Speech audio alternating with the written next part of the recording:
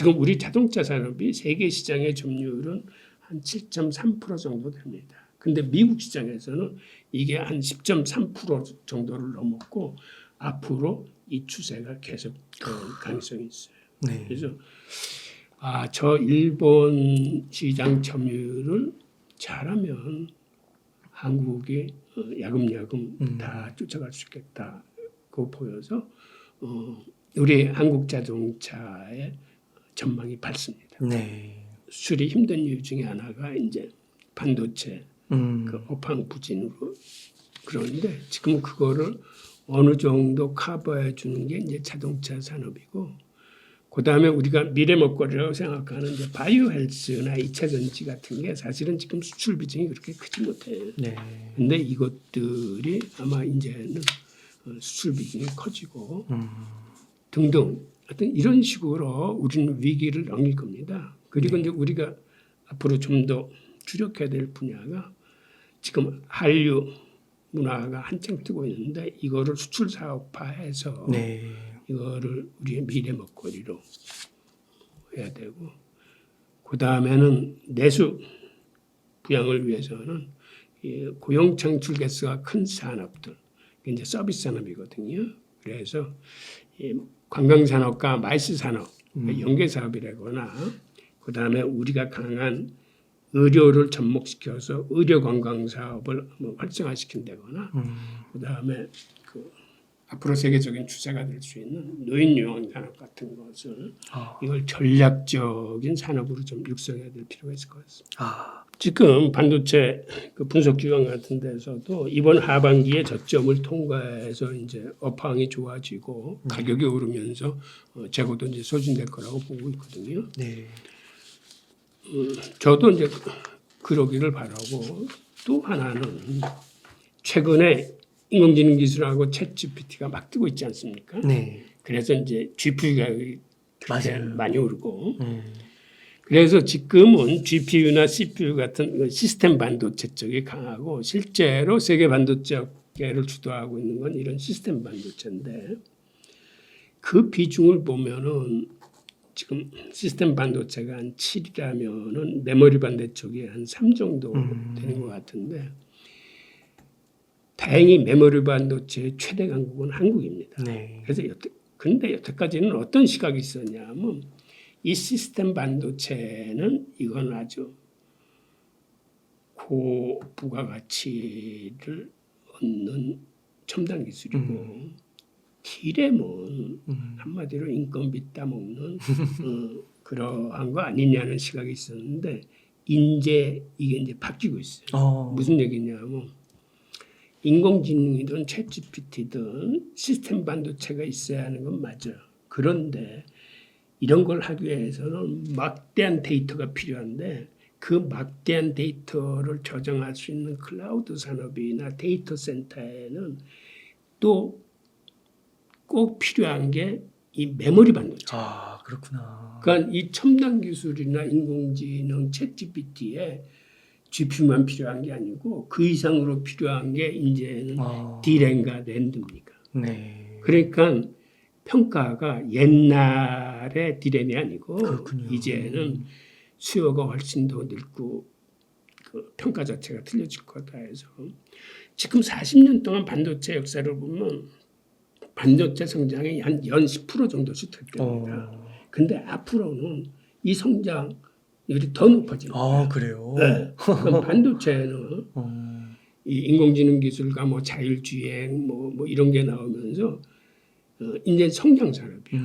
그래서 이 반도체 가격이 4년 주기로 이렇게 등락을 거듭했는데 앞으로는 이게 좀 더 우리한테는 긍정적인 방향으로 변화될 가능성이. 우리 한국을 그렇게 쉽게 압박하지 못할 겁니다. 그래요? 왜 그러냐면 중국은 지금 가장 필요로 하는 게 반도체야. 이게 산업의 쌀인데 그래도 반도체를 공급할 수 있는 가장 여력 있는 나라가 한국이에요. 네. 그러니까 말로는 겁을 주겠지만 옛날처럼 한국을 패해서 지네들이 이룰 게 없어요.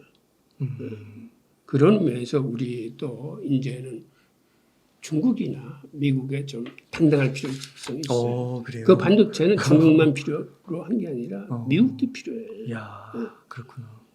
그리고 뭐 미국이 뭐 중국이 마이크론 제재하면 그 빈자리에 한국 반도체 들어가지 마라 뭐 이렇게 뭐 하는 모양인데 그것도 일종의 웃기는 소리인 게 뭐냐면 마이크론 자체가 이렇게 중국으로부터 핍박을 당하고 제재를 당하는데도 마이크론조차 시안에 8천억 달러를 추가 투자하겠다고 발표했어요. 어쩔 수 없는 거군요. 네. 그런데 자기 나라 기업은 컨트롤 못하면서 우리 보고 중국에 더 투자하지 말라고 하는 건 말이 안 되는 거죠. 네. 그리고 미국 기업들이 이제 정부 말 잘 안 들어. 그러니까 그래서 미국 기업들이 디커플링하지 말자는 거예요. 통상화 경제는 이거 정부 이제 간섭하지 마라. 네. 그러니까 결국은 우리는 미국이 그렇게 강하게 디커플링으로 보니까 앞에 서서 오히려 대만 문제도 걸어놓으면서 중국과 막 싸우고 뒤를 돌아다 보니까 이제는 미국과 중국이 악수하는 형국이 된 거예요. 그러니까 우리만 벌쭘해진 거예요. 근데 이렇게 하는 게 전략상이나 그다음에 경제 즉 정경 분리에 의한 실용주의 노선을 지금 세계 각국이 대부분 취하고 있거든. 네. 그러니까 우리도 그런 거를 주장해서 철저하게 우리 통상이나 경제 위주로 전략을 다시 짜야 돼. 저는 그렇게 봐요. 헨리 키신저나 네. 미국 공당국도 네. 그 양안 전쟁의 가능성에서 언급을 하고 있습니다. 네. 그런데 그게 그렇게 쉽지 않을 거예요. 우선 지금 디커플링이 디리스킹으로 바뀌고 있는 데다가 그다음에 설사 전쟁이 일어나서 중국이 이겼다 손치더라도 중국이 후유증을 감당하기 쉽지 않을 겁니다. 그리고 굳이 그러한 큰 후유증을 무릅쓰고 전쟁을 일으킬 필요 없지. 중국으로 봐서는 시간을 벌면서 대만 내에 이제 친중 세력으로 정권이 교체된다거나 이러한 거를 보면서 그다음에 미국하고의 관계 개선이 되면 다시 하나의 중국에 대한 확인을 받으면서 저번에 저 블링컨 중국 들어가서 하나의 중국 얘기 미국이 먼저 꺼냈어요. 그러니까 미국이 그런 문제를 가지고 중국을 심하게 옥죄려고 하다 보니까 이 디커플링 자체가 자국한테도 유리하지 않은 거기 때문에 지금 태도 변화를 하는 거예요. 그러니까 이러한 상황 속에서 전쟁 가능성은 저는 굉장히 낮다고 봐요. 그렇군요. 네. 최근의 현상들을 들여다보면 블랙록이 현물 ETF를 신청한 거는 이거는 좀 예사롭지 않습니다. 그 이유는 블랙록의 위상이 사실은 대단해요. 블랙록의 지금 운영자산 규모가 9조 달러 정도 되는데 이 얘기는 연준의 자산 규모가 지금 한 9조 2천억. 진짜요? 연준하고 비슷해. 일경이 넘는. 와. 그러니까 이러한 거대한 그 금융기관이 신청을 했다는 게 어떤 상징적인 의미가 있고 게다가 여태까지 블랙록이 576건의 상품을 신청해서 거절된 건 단 한 건뿐이 없어요. 그러니까 99.9% 블랙록이 신청하면 다 승인이 된 거예요. 그런데 문제는 이번 거는 비트코인이야. 그래서 지금 미국 정부의 고민도 클 거예요. 근데 여태까지 SEC가 그거를 다 거부했을 때 내세운 요인이 뭐냐면 이거 잘못하면 사기나 시세 조작에 휘말릴 수 있다라는 게 거절사였거든. 그런데 블랙록이 그런 걸 막기 위해서 SEC하고 감시 공유 계약을 체결하겠다. 그래서 이걸 시스템적으로 막겠다고 그랬어. 그러다 보니까 미국 정부가 이제 거절할 명분이 줄어든 거예요. 그리고 블랙록이 신청했다는 얘기를 듣고 옛날에 퇴짜 맞았던 기업 6개 정도가 또 제 달라붙어서 재신청을 했어요.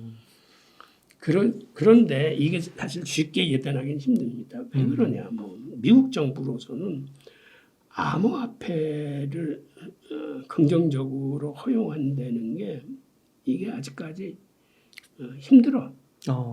그리고 사실은 원래 그 순서대로 하자면 정상적인 순서라면 현물 ETF가 먼저 나오고 이거를 해칭하기 위한 선물 ETF가 먼저 나중에 나와야 돼. 그런데 지금 선물 ETF는 먼저 나왔잖아요. 레버리지도 나왔더라고요. 예. 그러니까 이거는 사실은 온당치 못한 순수하지 못한 차원에서 이게 먼저 나온 거예요. 즉 선물 시장의 웹도덕 현상을 이용해서 이건 현물 ETF 가격을 낚아챌 때 주로 알은데. 아니 그 원래는 선물 시장은 건 현물 시장을 해칭하기 위한 수단인데 이걸 만들어 놓고 현물은 계속 바꿔놓는 이유는 정상적인 통화나 상품이나로 봐줄 수 없다. 그리고 이거를 키울 생각이 전혀 없다. 이걸 막긴 막아야 되는데 아직까지 제대로 된 입법도 안 돼 있고 어떻게 막아야 될지도 제대로 모르겠고 하니까는 일종의 정부가 이제 여러 가지 이제 억지를 부리는데 그런 의미에서 블랙록이 이번에 신청했다는 거는 한번 추이를 계속 관찰할 필요가 있고 또 하나 요인은 제롬 파월이 최근에 미국 의회에 가서 이야기하는 과정에 암호화폐가 이제는 화폐로서의 지위를 가진 것 같다라는 그 통화의 가능성을 언급을 했습니다. 네. 즉 연준조차도 이제는 가상자산을 통화의 성격으로 이제 바라보기 시작했다는 거. 또 하나는 최근에 주요한 요인 중에 하나가 월가의 거물들이 비트코인 생태계에 참여하기 시작했는데 이게 무슨 얘기냐면 EDX라는 그 암호화폐 거래소를 지금 만들었습니다. 이걸 누가 만들었냐면 헤지펀드의 제한격인 시타텔, 뮤추얼 펀드 자산운용사의 대장격인 피델리티, 그다음에 미국에서 가장 큰 증권사의 하나인 찰스수야 등 이런 거물들이 연합해서 만들었어요. 그런데 지금 사실은 SEC가 기존의 거래소인 바이낸스나 코인베이스를 다 증권법 위반으로 소송을 제기하고 있는 상태에서 이 친구들이 한 1년 전부터 추진해가지고 6월 달에 이걸 출범시킨 거거든요. 그러니까 이것도 의미가 있어요. 그리고 최근에 리플이 일부 승소 판결을 받았잖아요. 근데 리플은 사실은 송금에 특화되기 위해서 탄생한 암호화폐예요. 근데 이게 왜 중요한 의미를 갖냐면 지금 송금 시스템을 보면 스위프트 시스템을 통해서 각국의 은행들이 송금하는 게 한 6단계 정도의 단계를 거치면서 이 수수료도 금액에 과다에 따라서 차이는 있지만 한 8%에서 23%까지 높습니다. 그런데 아마 내년서부터 중국의 인민은행 디지털 화폐가 본격적으로 쓰이게 되면 즉 CBDC로 송금을 하게 되면 이게 단계가 반으로 줄어들 뿐만 아니라 송금 수수료가 5% 이내로 확 싸져요. 게다가 지금같이 달러를 베이스로 한 스테이블 코인이나 리플 같은 걸로 송금하게 되면 이제는 수수료가 거의 없습니다. 그 정도예요. 네. 그러니까 예를 들어서 미국에 있는 자녀한테 그 돈을 보낼 때 기존 은행을 해서 보내면 수수료도 비쌀 뿐만 아니라 확인하는데 2, 3일이 걸려. 돈 붙였는데 받았냐? 막 이렇게 전해야 되는데 리플 같은 걸로 송금하면 수수료도 은행을 통하지 않고 일단은 이쪽에 전자지급해서 저쪽에 정자지급으로 쏴주는데 확인도 즉시 확인돼. 현장에서. 그리고 수수료도 저렴할 뿐만 아니라. 그럼 앞으로 자본의 속속상 자본이 어느 쪽으로 흘러가겠습니까? 그러니까 송금이 싼 쪽으로. 그렇죠. 사실은 미국 은행권에서도 이를 위해서 JP모건 같은 경우가 이미 4년 전에 JPN 코인이라는 걸 만들었어요. 송금에 쓰려고. 그래서 세계 주요 은행들이 이 시스템에 지금 많이 가입을 했습니다. 그런데도 이게 아직 활성화되지 않은 이유는 사실은 미국 정부의 눈치를 보는 거예요. 아, 그런데 리플이 이번에 그렇구나. 승소 판결을 받은 거는 즉 개인한테 파는 건 이건 증권이라고 볼 수도 없다. 그러면 앞으로 이제 개인들은 리플을 쓰는 게 이제 합법화 될 겁니다. 네. 그럼 이게 합법화 돼서 만약 큰 자금이 움직일 적에는 정부에서 그 추적을 하려고 들겠지만 웬만한 이 작은 자금 같은 건 자유롭게 송금이 되면 일단은 은행의 송금 시스템이 무력화되는 거예요. 은행의 송금 시스템이 무력화된다는 얘기는 스위프트 시스템이 무력화되는 것도 의미하거든요. 그러니까 이게 앞으로 많은 변화를 줄 거예요. 그리고 지금 그 비트코인 생태계에 월가의 거물들이 지금 속속 참여한다는 얘기는 또 어떤 현상을 의미냐면 그 전까지는 비트코인 시장을 흔들기가 쉬웠어요. 그러니까 헤지펀드 매치나 월가의 어떤 은행들이 단합하면은 쉽게 가격을 낚아챌 수 있었어요. 선물 시장을 움직여서. 그런데 이제는 거물들이 들어왔다는 얘기는 그렇게 옛날처럼 쉽게 이거를 흔들지 못할 겁니다. 변동성이 작아지는. 네. 그리고 현물 ETF가 만약 승인이 난다면 이거는 또 엄청난 자금이 유입되는 ETF에 유입되고 하기 때문에 한마디로 예전에는 이걸 쉽게 흔들어서 가격 등락의 폭이 너무 심하기 때문에 이거를 교환 매체 수장이나 맞아요. 가격 조정의 수단으로 쓰지 못했어요. 그런데 이 생태계가 점점 커지고 굳건해져서 어느 정도의 안정성을 갖기 시작하면 제롬 파월이 얘기한 대로 화폐로서의 기능을 할 수 있는 날이 점점 가까워요. 브릭스는 사실은 예전부터 초창기부터 그들 간의 결제 통화, 즉 공동 통화 얘기를 꾸준히 해왔습니다. 그런데 최근에 들어와서 미국이 스위프트 시스템에서 쉽게 다른 나라를 차단해 버리니까 2012년에 이란을 차단했을 때 사실 더 놀란 건 중국하고 러시아가 더 놀랐어요. 우리도 저렇게 이란처럼 차단될 수 있겠구나. 그래서 중국이 만드는 게 CIPS라고 유한화 결제 시스템을 2015년도에 만들어냅니다. 그리고 러시아도 루브라 결제 시스템을 2017년도에 만들어내고 또 2017년에 미국이 북한도 차단시켜버리고 그리고 이번 우크라이나 전쟁 때 러시아도 차단시켜버렸잖아요. 그러면서 이제는 스위프트를 대체할 즉 미국 주도의 결제 시스템에서 벗어나서 자국이 안전하게 쓸 수 있는 이런 시스템 쪽으로 뭉쳐야겠다라는 생각들이 생기면서 곳곳에서 이런 공동통화의 개념들이 등장하는데 그중에서 지금 가장 강력하게 추진하고 있는 게 브릭스예요. 그래서 브릭스 올 초에 러시아 그 국회 부의장이 그 자기들이 지금 고려하고 있는 브릭스 공동통화의 그 개발 계획을 설명한 게 있는 게 일단 최종 통화를 만들기까지는 시간이 오래 걸리니까 과도기적 과정에서 일전 특정국의 화폐를 쓰자. 그런데 바로 그 특정국의 화폐가 위안화를 의미를 합니다. 네. 그다음에 2단계는 지금의 기존 법정통화인 지폐가 아니라 디지털 화폐를 쓰자. 네. 그래서 디지털 화폐는 브릭스가 표준 디지털 화폐를 개발을 할지 아니면은 이것도 중국이 쓰는 인민은행 디지털 화폐를 쓸지는 아직은 미정이에요. 그런데 3단계는 금과 희토류를 기반으로 하는 스테이블 코인을 최종 화폐로 쓰자는 게 지금 아직까지는 그들의 보관이에요.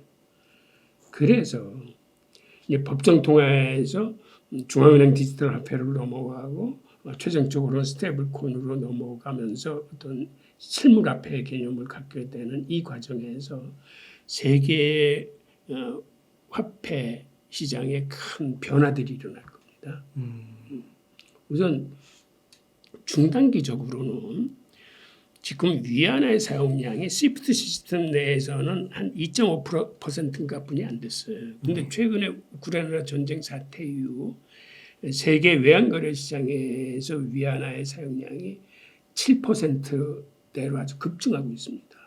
그래서 당분간은 어떤 기축통화의 어떤 다운화 시대가 올 것 같아요. 그러니까 달러가 이제 주축을 가겠지만 달러 이외에 유로화나 위안화 등으로 이제 비중이 좀 이렇게 바뀌어가는 네. 상황이 오고 그 다음에 디지털 화폐가 나오고 스테이블 코인이 나오면 어떤 변화가 생기냐면 내년도에 아마 중국의 인민은행 디지털 화폐가 본격화될 것 같은데 이거는 인터넷이 없는 상황에서도 휴대폰끼리만 부딪히기만 해도 거래나 결제가 가능하기 때문에 특히 인터넷 환경이 열악한 아프리카나 중앙아시아 1대1로 선정해 있는 나라로 급속하게 퍼질 것 같아요.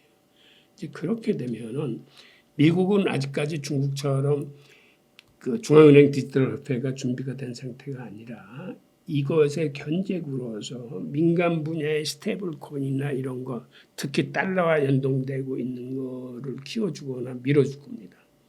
그래서 중앙은행 그 중국의 디지털 화폐가 그 맹위를 떨치지 못하도록 하여튼 뭐 송금 쪽에서는 JPM 코인을 밀어줄 수도 있고 그 USDC의 달러와 연동된 스테이블 코인을 밀어줄 수도 있고 즉 그 스테이블 코인이 작동한다는 얘기는 지금의 달러 시스템이 그대로 작동한다는 얘기거든요. 그렇고 그 다음에는 조금 더 진보를 해서 나중에 브릭스에서 스테이블 코인 그런데 여기에 강점이 이게 금과 희토류로 보장된 실물화폐라는 거기 때문에 달러와 같은 신용화폐는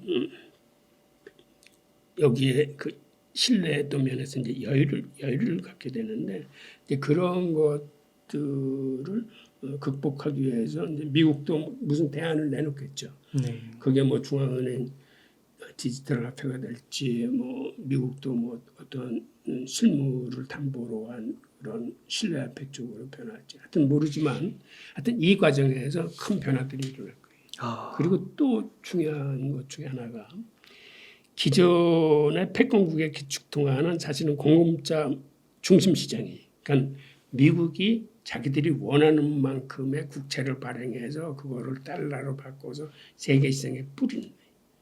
그런데 앞으로 시대에는 이게 소비자 중심 시대로 바뀔 가능성이 있어요. 이건 무슨 얘기냐면 일례로 무역 같은 경우 옛날에는 이게 전문가의 영역이에요. 무역을 하려면 신용장을 개설해야 되고 은행으로부터 무역금융을 써야 되고 상대국의 수입시장과 이쪽의 그 생산 수출 시장 저것도 봐야 되고 모든 요소를 다 보면서 신용장 개설이나 무역금융을 일으킨다거나 이게 전문가의 영역이었는데 이제는 모든 사람이 클릭 한 번으로 쉽게 해지를 해요. 네. 즉 이 얘기는 무역이 전문가의 영역에서 이제는 소비자의 생활 속으로 들어온 거예요. 그래서 이제는 무역을 즉 해외 직구를 어렵다고 생각하는 사람이 없죠. 쉽게 누구나 자기가 필요한 물건을 해외에서 각자 사. 네. 통화 시장도 그렇게 될 가능성이 있는 거죠. 아직까지는 외환 거래는 이게 전문가 영역이야. 거기에 뭐 캐시 증급이나 뭐 유지증금도 많고 이 시세의 변화나 이런 것도 알고 이거를 하려면은 리스크가 크기 때문에 이쪽은 전문가들이 있었는데 이제 이것도 이러한 화폐의 변화 과정을 거치면서 누구나 클릭 한 번으로 자기가 원하는 통화를 소비자들이 선택해서 쓸 수 있는 시대가 와요. 네. 그렇게 되면 패권국의 일방적인 공급이 아닌 소비자들이 선택하는 통화가 강세 통화가 되고 이제 그렇게 굴러갈 수 있는 거죠. 네.